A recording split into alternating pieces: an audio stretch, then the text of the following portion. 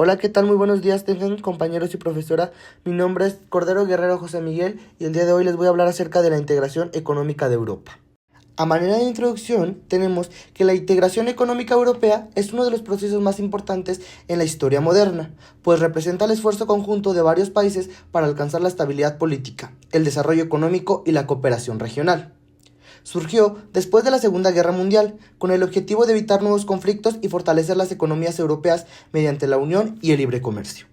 A lo largo del tiempo, este proceso se consolidó a través de distintas organizaciones y tratados como la Comunidad Económica Europea y más tarde la Unión Europea, que hoy reúnen a numerosos países bajo políticas y objetivos comunes.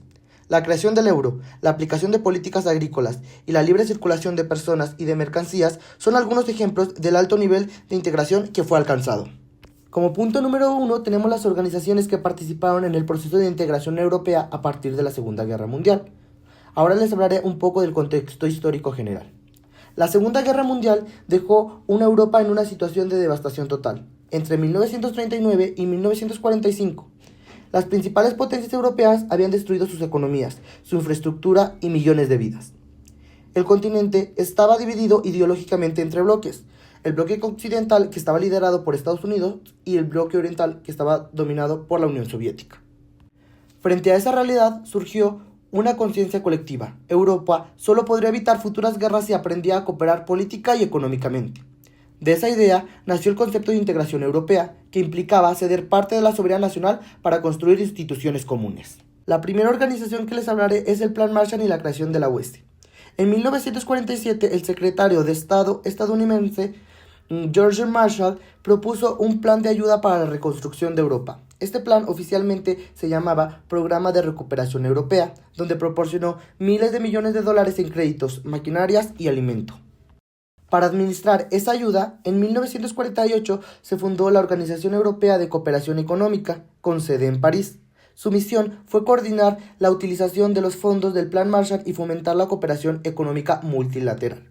La OESE tuvo un papel esencial al promover la eliminación de barreras aduaneras entre los países europeos, fomentar el comercio intraeuropeo, impulsar la reconstrucción industrial y servir como un espacio de diálogo permanente entre las economías europeas. La OESE fue tan exitosa que en 1961 se amplió y transformó en la Organización para la Cooperación y el Desarrollo Económico, que actualmente reúne más de 30 países del mundo, y no solamente europeos. La segunda organización de la que les hablaré es el Consejo de Europa. El Consejo de Europa fue creado en 1949 con sede en Estrasburgo, aunque no debe confundirse con el Consejo de la Unión Europea. Este organismo desempeñó un papel simbólico y moral fundamental para el proceso de integración. Su objetivo principal era defender los derechos humanos, la democracia y el Estado de Derecho.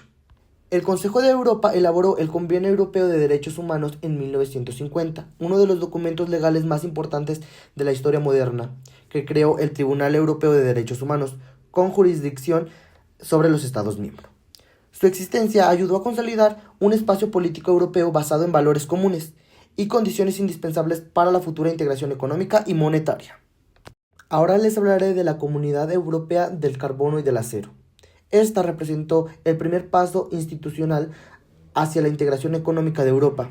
Fue impulsada por el ministro francés Robert Schuman y el economista Jean Monnet, quienes propusieron unir las industrias del carbono y del acero de Francia y Alemania Occidental bajo la autoridad común.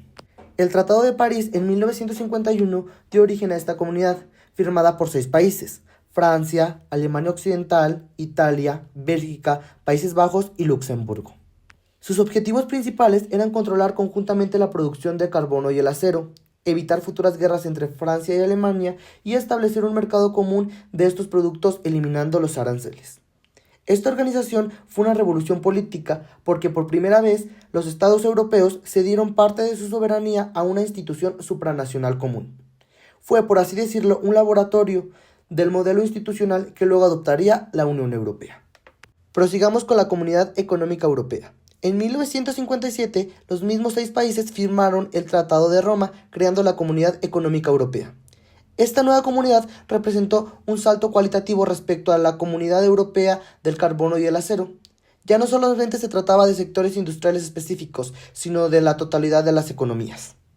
Los objetivos del Tratado de Roma eran establecer un mercado común europeo, asegurar la libre circulación de bienes, personas, servicios y capitales, fomentar el desarrollo equilibrado entre las regiones e implementar políticas comunes en agricultura, transporte y comercio exterior. La Comunidad Económica Europea impuso el crecimiento económico de la posguerra, conocido como el Milagro Europeo, y consolidó el modelo de cooperación económica regional más exitoso de todo el mundo.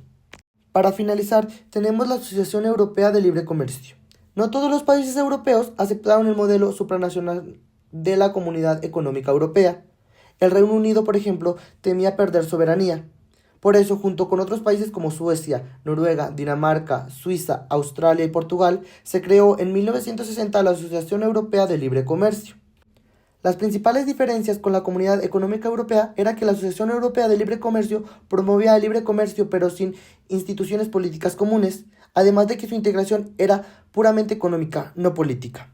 Sin embargo, el éxito económico de la Comisión Europea de Libre Comercio hizo que muchos países de la Asociación Europea de Libre Comercio se integraran más tarde a la Unión Europea, quedando la asociación reducida a pocos miembros: Suiza, Noruega, Islandia y Liechtenstein. ¿Qué es Benelux? Benelux es la primera experiencia formal de integración económica en Europa y funcionó como un laboratorio de pruebas para lo que después sería la Unión Europea. Este fue firmado el 5 de septiembre de 1944 en Londres, mientras los tres países estaban ocupados por Alemania. Se trató de una unión aduanera entre Bélgica, Países Bajos y Luxemburgo, que eliminaba los derechos de aduana entre ellos. En 1958 se amplió para formar la Unión Económica de Benelux, con libres circulaciones de bienes, personas, servicios y capitales. Fue el primer intento real de unificar el mercado nacional europeo. Además, demostró que la cooperación económica traía prosperidad y estabilidad política, y sirvió como un modelo directo para la Comisión Económica Europea. Los mecanismos de libre comercio, aduanas y coordinación de políticas fueron limitadas por el Tratado de Roma. Hoy, el Benelux sigue existiendo y mantiene cooperación en justicia, transporte, energía, medio ambiente y políticas fronterizas. Su éxito fue tan grande que inspiró el principio de unidad en la diversidad que caracteriza al proyecto europeo actual. A continuación, les hablaré del desarrollo de la integración europea, desde la Europa de los 5 hasta la Europa de los 27. La Europa de los 5, de 1951 a 1973. Los miembros fundadores fueron Francia, Alemania Occidental, Italia, Bélgica, Países Bajos y Luxemburgo. Esta etapa sentó las bases institucionales, económicas y políticas.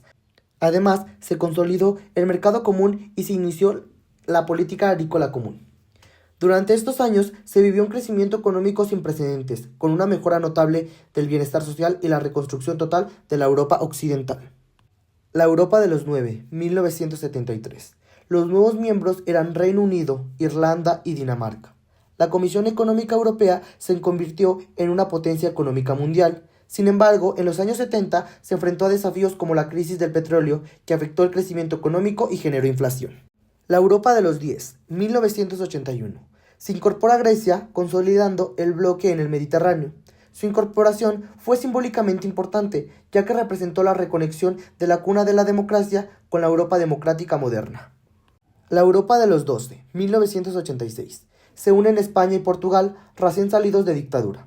Con esta ampliación, la Comisión Económica Europea se convirtió en un espacio de estabilidad democrática, donde la pertenencia a Europa era una garantía de libertad, desarrollo y prosperidad. En esta etapa se aprobó el Acta Única Europea, que reforzó el mercado interior. Europa de los 15, 1995. Se incorpora Australia, Finlandia y Suecia. Son países con alto nivel de vida, economías desarrolladas y fuertes políticas de bienestar social. Esta ampliación elevó los estándares de calidad de vida y la sustentabilidad ambiental dentro de la Unión Europea. Europa de los 25, 2004.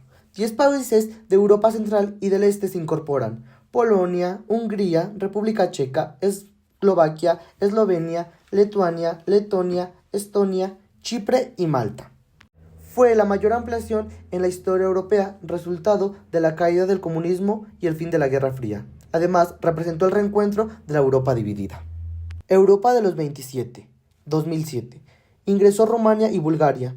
Se amplió el mercado y se integraron economías en desarrollo, aunque también surgieron desafíos de desigualdad y corrupción. Etapa actual. En el 2013 ingresó en Croacia.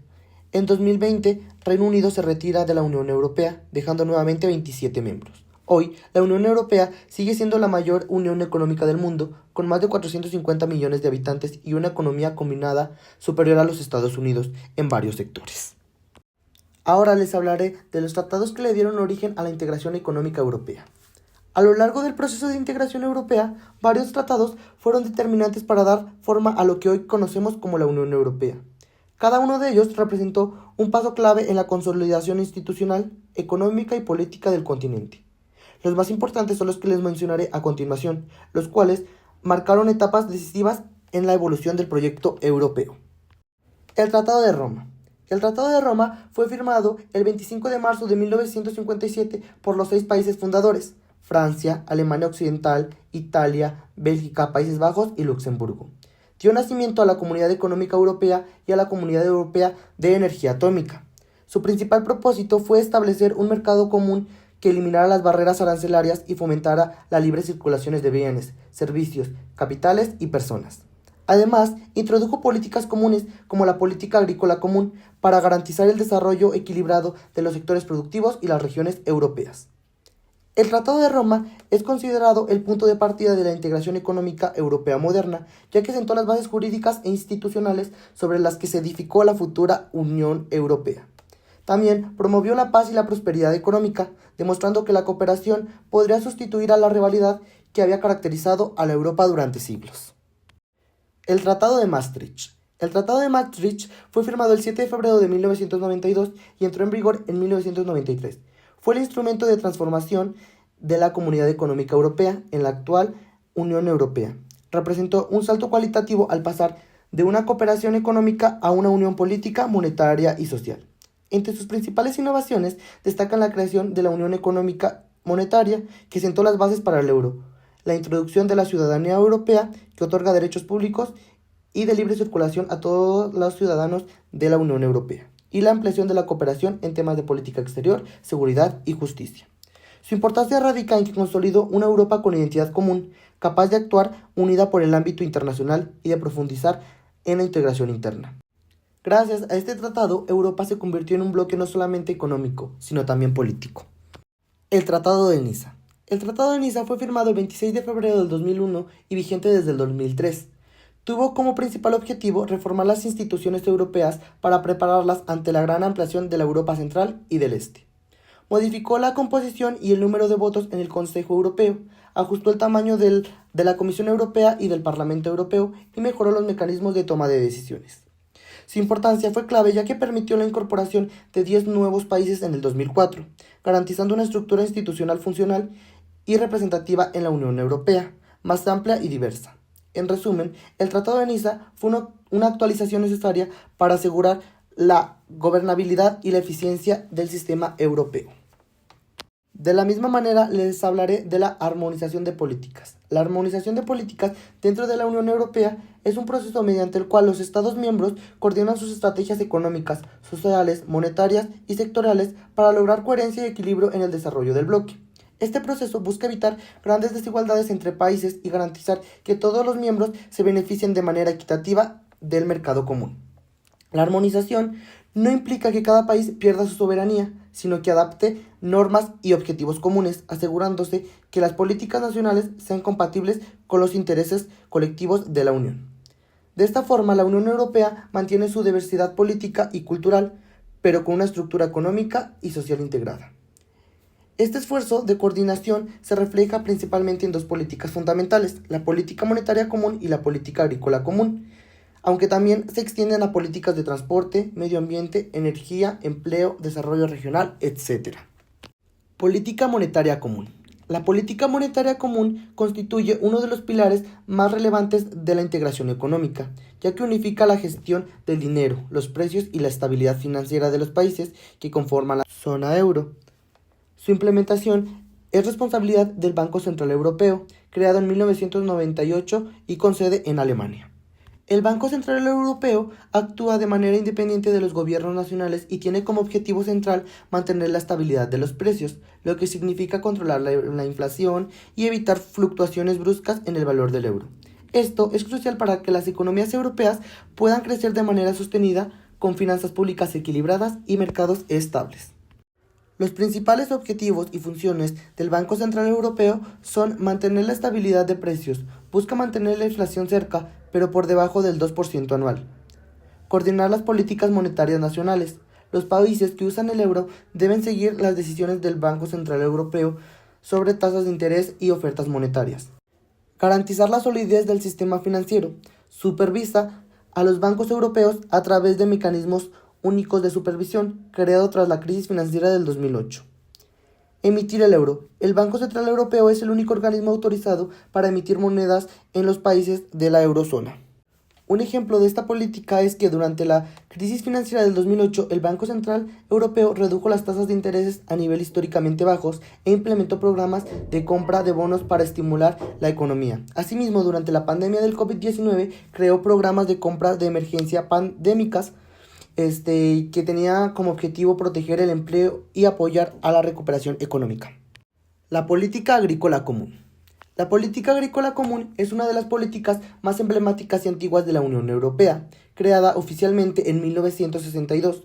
Su objetivo principal era reconstruir y modernizar la agricultura europea después de la Segunda Guerra Mundial, cuando muchos países sufrían por escasez de alimentos y dependencia de las importaciones.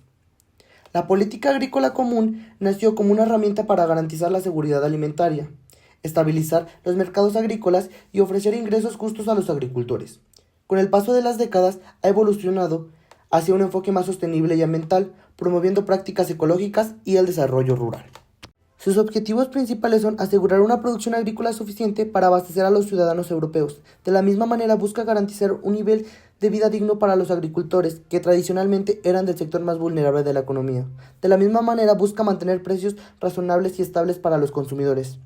También busca proteger el medio ambiente y fomentar la sustentabilidad mediante incentivos a prácticas agrícolas responsables. Y por último, busca reducir las diferencias del desarrollo entre las regiones rurales y las urbanas. Un ejemplo de esta política es que la política agrícola común otorga subvenciones a los productores de leche, cereales, frutas, vinos o aceite de olivas para garantizar precios estables y evitar que las zonas rurales queden despobladas. Gracias a esta política, la Unión Europea ha logrado una producción agrícola eficiente, competitiva y respetuosa con el medio ambiente, además de consolidar su seguridad alimentaria. La integración europea se sustenta de una serie de conceptos que permiten comprender la profundidad de este proceso. Entre los más importantes destacan los que a continuación les hablaré, los cuales representan diferentes dimensiones económicas, monetarias y sociales de la cooperación entre los Estados miembros. Unión económica. Una unión económica es una fase avanzada del proceso de integración, donde los países participantes no solamente establecen un mercado común, sino que también coordinan sus políticas económicas, fiscales, laborales y monetarias. En este tipo de unión, los estados comparten objetivos de estabilidad, crecimiento y desarrollo equilibrado, pero mantienen cierta autonomía en sus políticas internas. En el caso de Europa, la Unión Económica y Monetaria, creada por el Tratado de Maastricht, representa este modelo. En ella, los países adoptan políticas macroeconómicas coherentes y en muchos casos una moneda común. Características principales: libre circulación de bienes, servicios, personas y capitales. Coordinación de políticas fiscales, impuestos, gastos públicos y monetarias. Creación de instituciones supranacionales que regulan la economía, como el Banco Central Europeo. La supervisión de las finanzas públicas para evitar crisis dentro del bloque. Algunas ventajas son que facilita la cooperación económica y comercial, reduce la incertidumbre de mercados financieros y refuerza la estabilidad macroeconómica del continente. Eurozona. La eurozona es un conjunto de países de la Unión Europea que ha adaptado el euro como moneda oficial. En la actualidad, 20 de 27 países de la Unión Europea forman parte de ella. Su creación respondió a la necesidad de profundizar a la integración económica y eliminar problemas derivados de las variaciones entre las monedas nacionales. El euro se introdujo en 1999 para operaciones financieras y comenzó a circular físicamente en el 2002, sustituyendo monedas como el franco francés, el marco alemán o la peseta española. Sus principales ventajas son que elimina los riesgos cambiarios entre países miembros, facilita el comercio, la inversión y los viajes, promueve la estabilidad económica y financiera y refuerza la identidad europea y la confianza en su sistema económico. Espacio Schengen. El espacio Schengen es una de las expresiones más visibles de la integración europea. surgió del Acuerdo de Schengen, firmado en 1985 en Luxemburgo y aplicado en 1995. Su propósito fue eliminar los controles fronterizos internos entre los países participantes, permitiendo la libre circulación de personas. Actualmente el espacio está compuesto por la mayoría de los países de la Unión Europea y algunos estados no miembros, como Noruega, Suiza, Islandia y Liechtenstein.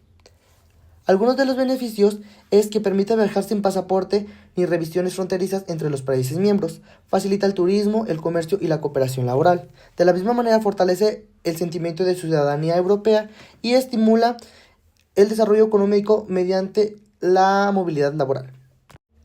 A manera de conclusión, el proceso de integración europea ha sido una construcción gradual y compleja que transformó un continente marcado por guerras en un espacio de paz, desarrollo y solidaridad. Desde los primeros acuerdos del Benelux hasta grandes tratados de Roma, Maastricht y Niza, Europa ha consolidado instituciones que promueven la cooperación, la democracia y el bienestar común. La creación del euro, la PAC, la eurozona y otros son ejemplos concretos de cómo la unión económica ha evolucionado hacia una verdadera unión política y social. Hoy, la Unión Europea es un referente mundial de integración, demostrando que la cooperación entre naciones puede generar estabilidad, prosperidad y progreso compartido.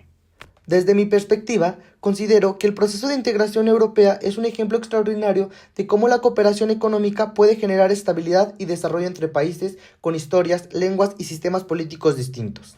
La Unión Europea no solo ha demostrado que la eliminación de barreras comerciales impulsa el crecimiento, sino que también la coordinación de políticas monetarias, agrícolas y sociales puede fortalecer la competitividad global del bloque. El caso europeo nos enseña que la integración no se logra de manera inmediata, sino a través de compromisos graduales y reformas institucionales continuas. Para quienes estudiamos el comercio internacional, este modelo es una referencia fundamental, ya que combina el libre comercio con la protección social y ambiental, mostrando que el desarrollo económico puede ir de la mano del bienestar colectivo. Además, la experiencia de la Unión Europea resulta inspiradora para regiones como América Latina, donde los intentos de integración como el Mercosur o Alianza del Pacífico aún enfrentan desafíos estructurales. Europa demuestra que la voluntad política, la confianza y la solidaridad entre los pueblos son factores esenciales para construir un mercado común exitoso. En conclusión, la integración europea es una lección práctica de cómo los países pueden superar rivalidades históricas y unirse bajo objetivos compartidos. Como futuros profesionistas del comercio internacional, considero que este modelo debe servir como una guía para promover una globalización más equilibrada, justa y sostenible, en la que la cooperación sea el eje del progreso económico y humano.